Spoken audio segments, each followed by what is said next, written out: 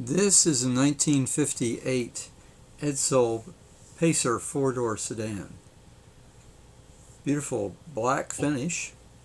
The owner put the hood down for me for that initial shot.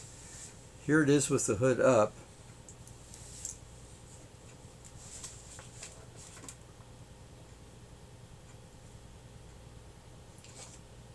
There were 6,083 of these four-door sedans produced that year.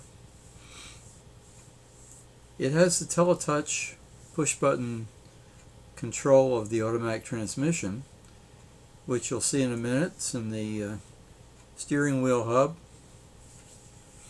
And he had an interesting discussion. I asked him if he had any problems with it, and he said really basically no, although the park feature is disabled at the moment, but I think he can remedy that. But it's controlled by a series of electrical connections, and some of them are on the firewall, but there's a shift motor right by the transmission, a vulnerable spot for electrical connections. And one of the problems they had was that the shift motor there by the transmission was very close to the exhaust system. Too close, as a matter of fact.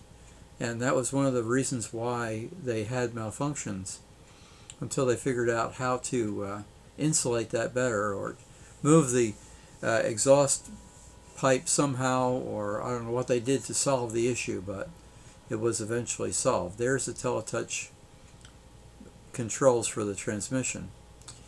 The solenoids that controlled the whole deal were on the firewall, and I'll stop the video at that point and you'll see that. Notice the drum type speedometer, neat upholstery, red and white interior is very nice. The owner added some air conditioning. You can see the vent work there underneath the dash. Really important in Florida. Notice the controls there are switches, really. Blade switches, kind of interesting. And this is the Pacer, which was based on the Ford chassis. The Corsair and Citation were based on the Mercury chassis. The Ranger was Ford chassis also. This was the only year that they had two differentiated chassis. Notice the taillights, which are very, I should say, different. They actually follow the body lines, really.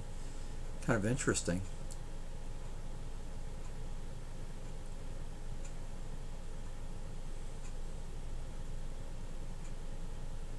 Notice how the trunk is kind of sunken in the middle there and flares out again with those almost fins, I would say. You can see the resemblance to the 58 Ford here with the overall body. Certainly the greenhouse here is Ford. Here we have the instrument panel again. There you see the air conditioner down below. Nice installation. I like the diamond pattern too in that upholstery.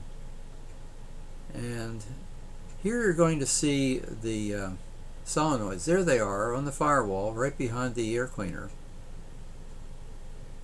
That's it. And again, notice the hinged opening for the hood is in the front. Great car. I'm glad it was saved rather. This is the second Edsel this owner has had.